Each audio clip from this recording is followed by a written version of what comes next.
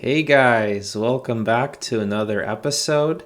Today I'll be testing 14 of the top VR games with the Pimax 8KX, and I'll be doing this with the MSI 3090 Gaming X Trio card. Now, last time when I was recording gameplay using OBS Studio, I was losing at least 10 FPS in benchmarks. So now I've recorded all tests on my phone. So I apologize for the loss in picture quality, but this will give the most accurate results. And another thing I should make clear, the full monitor is not visible because I wanted to make sure you guys could see the FPS VR stats as close and cleanly as possible. So for these tests, I overclocked my 3090 to plus 100 core clock and plus 125 memory. I find this gives me the most stable result. And here are my user benchmark results. So I have the Gigabyte Z390 Ultra Durable motherboard. I have my i9 9900K new CPU clocked to 4.7 to 4.8 gigahertz. And this is without doing any overclocking at all. This was straight out of the box. Now the reason I didn't overclock it to 5 gigahertz is because it requires more temperature, and I have about 80 to 85 degrees when stress test already, so I don't want to go above that temperature. Now I also have the 3090 Gaming X Trio. You can see I got 219% after overclocking. And with the Samsung 970 EVO Plus, a new SSD I've installed, I get about 2.4 gigabytes per second speed, and this SSD is where most of my games are installed on. And I have an external portable USB SSD called Crucial, which is decent speed when you get it working. And I've got the new Samsung 860 EVO SSD, which I've replaced from my old SSD as my main drive. So my Windows is now much more responsive and faster, and I think that also makes a difference. And I've got 32 gigabytes of Corsair RAM clocked to 3200 megahertz. Now I also reran OpenVR benchmark, and you can see the results are not too different from the previous result. I think that this test is not the most accurate. So the games I will be testing are as follows: Pavlov, Walking Dead, Skyrim, Boneworks, Asgard's Wrath, Phantom Covert Ops, Assetto Corsa, Half-Life Alyx, Contractors, DCS, Elite Dangerous, Hellblade, No Man's Sky, and iRacing. So let's get started.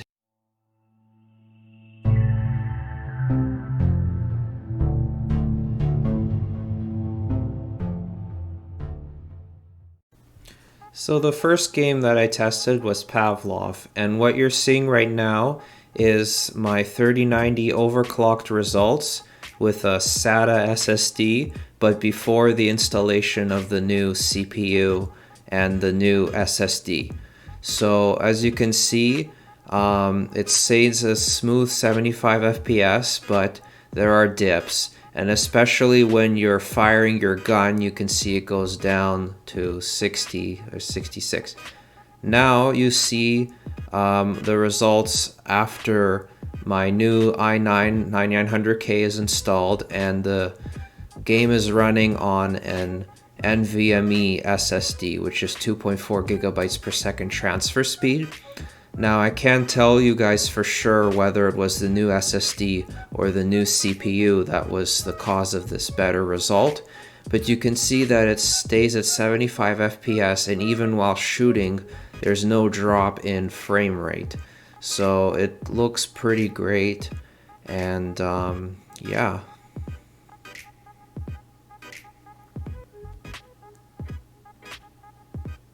Next up is The Walking Dead, which is a pretty great game, and you can see there's some dips initially, but it maintains a smooth 75. And this is, again, no OBS studio recording. This is recorded directly from my phone, so I apologize for the poor quality. All the games that are tested look way better than what you see here, and the screen door you see is also just from my phone recording. There's no actual screen door in the game. Now you can see it maintains a smooth 75 frames per second, so it looks pretty good.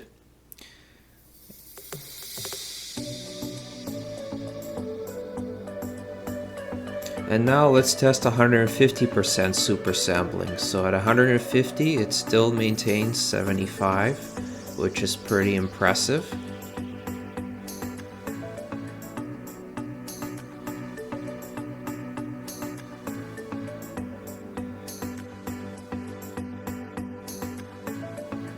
And now let's look at 200% super sampling. So at 200, we're still seeing a smooth 75 FPS.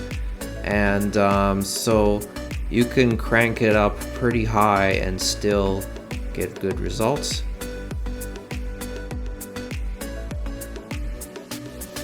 Next up is Skyrim, and this is running at 100% super sampling, and you can see it's smooth 75 indoors, but let's see what's outdoors.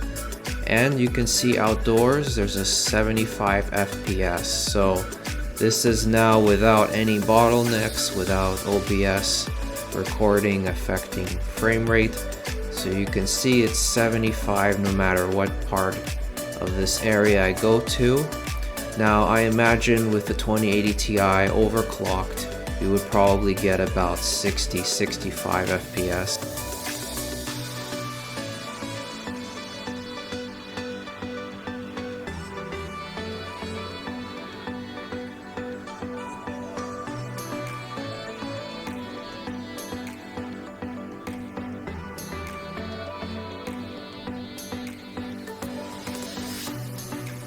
And now let's test 150% super sampling. So you can see even with 150% it's still smooth and there is no issue maintaining 75 frame rate.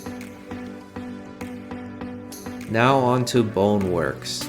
I decided for Boneworks that we would maintain 100% just to do an initial test.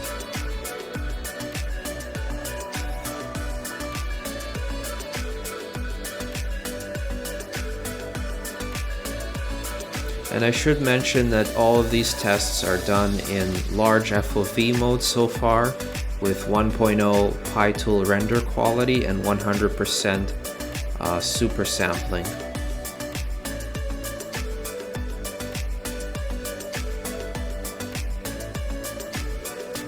And now let's test 200% super sampling. You can see this struggles a bit with frame drops occasionally, but still seems to maintain that.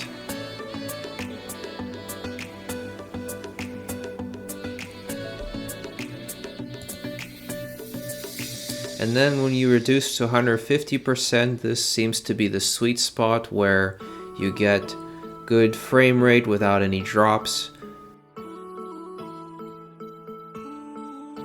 And now on to Asgard's Wrath. Now unfortunately, because I progressed some ways into this game, I wasn't able to show you guys the exact same scene as before because the world map is temporarily inaccessible. So instead I'm showing you Agar's Hall, which is typically a very demanding area of Asgard's, the most demanding. And you can see that the 3090 almost maintains a smooth 75 the entire time, almost. And this is with 100% super sampling. All the graphical settings are maxed out except for anti-aliasing set to medium and effects set to medium.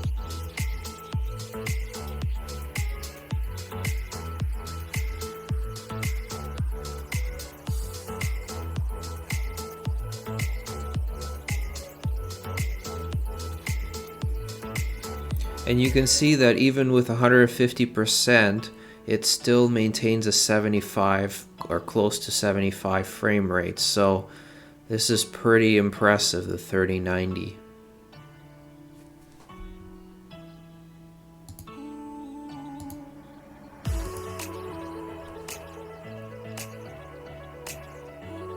Next up is Phantom Covert Ops in large field of view. You can see that the frame rate is actually closer to 70 than what you saw when the bottleneck was occurring with the previous video. So you can see it's about 72 FPS, dipping to the high 60s. And there is some jitteriness going on in this large FOV mode.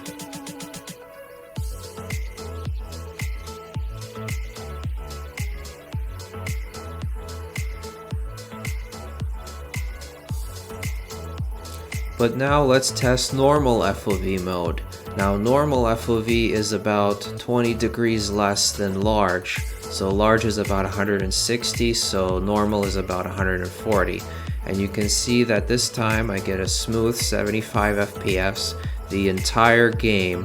So that is awesome news, and this is with all high settings maxed out. So it's pretty great. And yeah.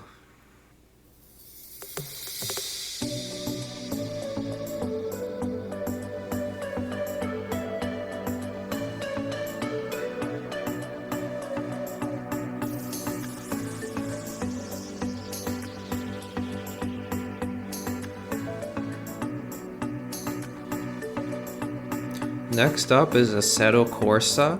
This test is with large field of view, and you can see that I'm reaching about 62, maybe slightly lower, slightly higher FPS.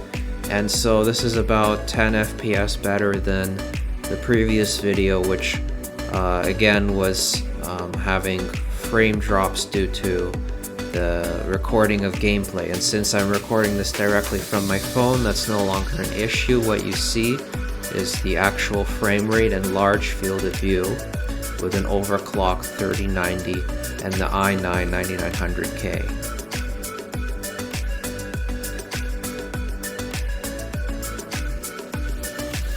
And now let's test with normal field of view. So PyTool is still at 1 and 100% super sampling. Again, I didn't do anything to change or optimize Assetto Corsa. This is out of the box performance, and you can see that we almost get 75, sometimes 70, and so just with a few tweaks you can probably get it to 75 FPS in normal FOV mode. So that is great news for Assetto Corsa.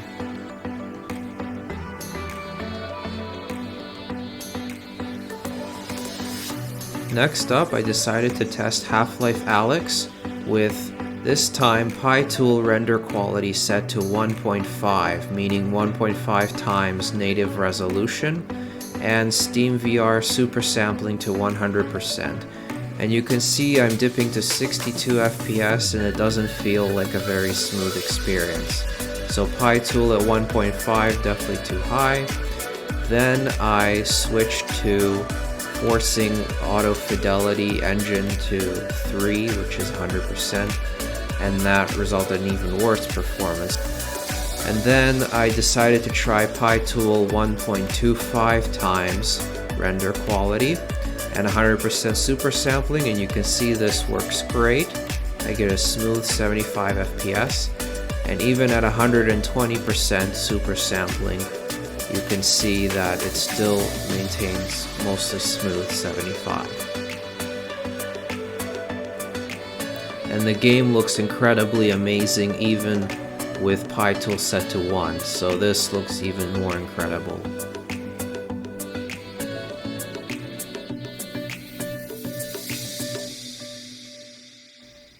Next test is Contractors. I'm using large field of view, and as you can see, I'm getting smooth 75 FPS. Now in my settings, I have everything set to ultra except anti-aliasing set to medium. That's it. And I'm playing online game against bots because there weren't many servers available at the time of this recording. But you can see that it's smooth 75, and even I didn't feel any jitteriness. It felt smooth, and the graphics look amazingly sharp and clean. It looks great.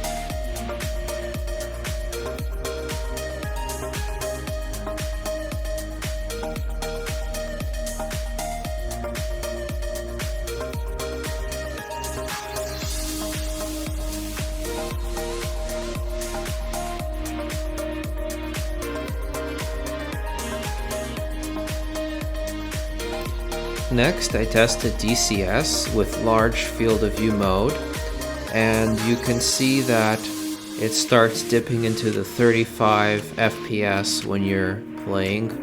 And my apologies, because I forgot that when you press play, the game overlays the FPS VR menu, so I'm not able to show you much gameplay because I forgot to do that. But yeah, this is pretty much what the frame rate you can expect in large FOV mode.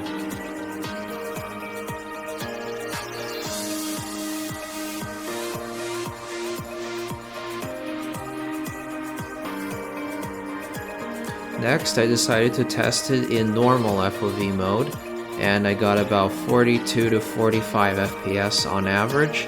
Now here again, when I pressed play, the FPS VR window disappeared, so you can't see it right now. But I tell you that it's about 45 FPS GPU frame rate. Next, I tried Elite Dangerous on normal field of view, and as you can see, it's about 46 FPS. And during the main menu in the hangar, I was getting about 62 FPS. So this is normal FOV mode.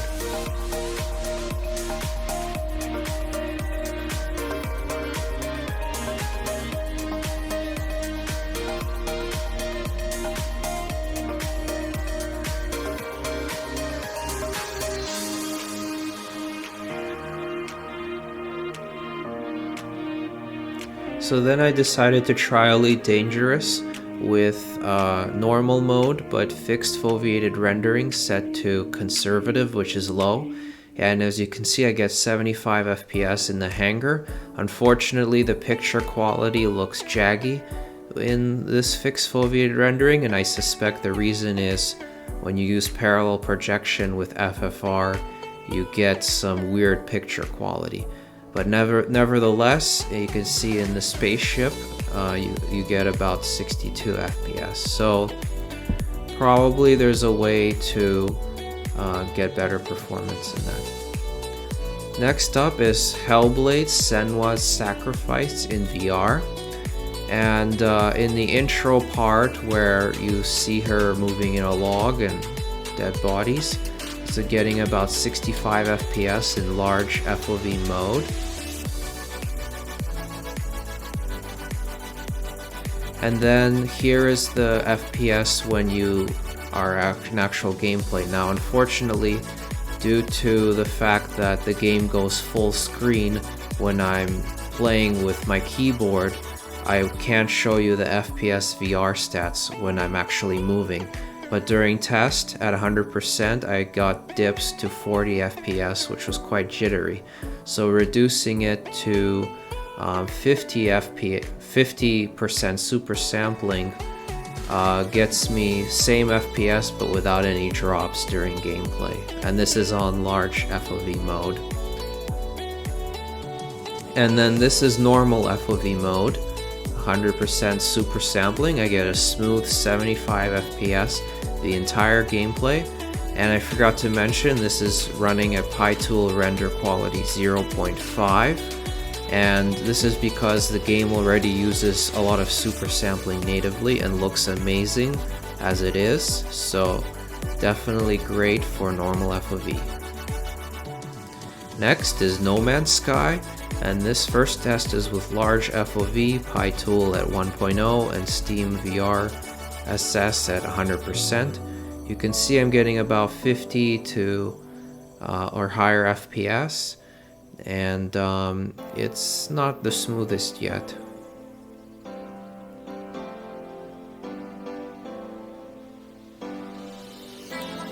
Next, I tested it on normal FOV mode, same other settings, and you can see I get 62, 65 FPS, so way better improvement.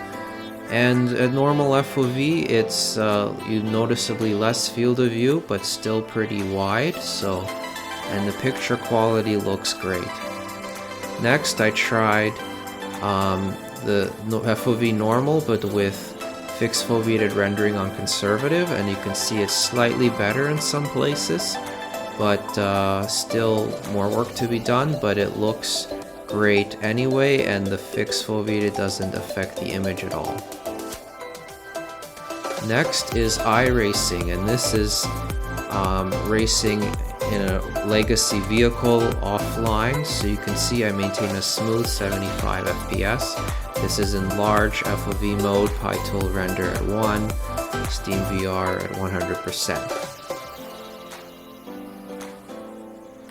But for some reason the textures in the car look very low res, but the outside looks great. I don't know why that is, maybe it's the vehicle. Next, I tested iRacing online, and this is a practice session with one other player apparently, and you can see it still maintains a smooth 75, so I expect it, because GPU usage is about 80%, there's still some headroom, so even in competitive races with lots of cars I can expect you to still maintain a smooth 75 FPS, so that is great news for iRacing and the 3090.